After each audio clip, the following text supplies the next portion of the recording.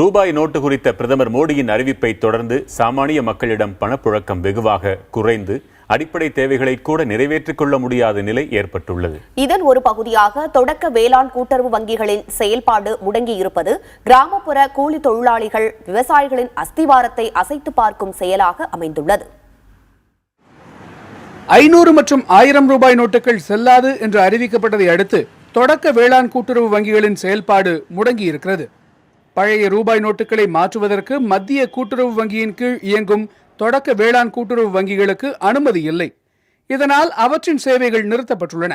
இதனை கண்டித்து தொடக்க வேளாண்மை கூட்டுறவு வங்கியின் ஊழியர்கள் தமிழகம் முழுவதும் போராட்டங்களில் ஈடுபட்டனர். உத்தரவு எந்த விதமான வரவு செலவும் பண்ணக்கூடாது என்று, நீங்கள் 500 ரூபாய் 1000 நோட்டாய்களை வாங்கக்கூடாது என்று எங்களுக்கு வாய்மொழி உத்தரவு வழங்கப்பட்டது.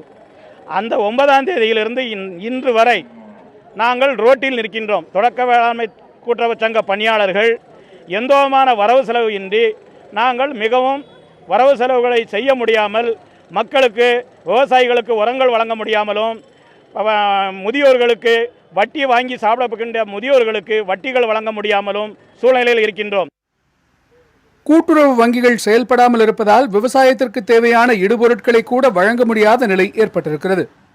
எங்களுக்கு தலைமை வங்கியான மத்திய கூட்டுறவு வங்கியும் எங்களுக்கிடம் பெற்ற பணத்தை கூட திருப்பி கொடுக்காத காரணத்தால் எங்கள் சங்கங்களில் உள்ள வாடிக்கையாளர்களுக்கு சேமிப்பு கணக்குகள் இட்டு வைப்புகளில் பணம் தர இயலவில்லை. அவர்கள் விவசாய கடன் பெற்றுள்ளார்கள். அவர்கள் செலுத்த வந்தாலும் அந்த தொகையை எங்களால் பெற இயலவில்லை. அதேபோல் அவர்கள் வைத்துள்ள நகை கடனை திருப்புவதற்கு வந்தாலும் அவர்களிடம் பணம் பெற்றுக்கொண்டு நகைகளை திருப்பி கொடுக்க முடியவில்லை. அதனால் அவர்கள் திருமணம் போன்ற நிகழ்வுகளுக்கு நகையை திருப்ப வந்தாலும் எங்களால் அவர்களுக்கு சேவை செய்யவில்லை.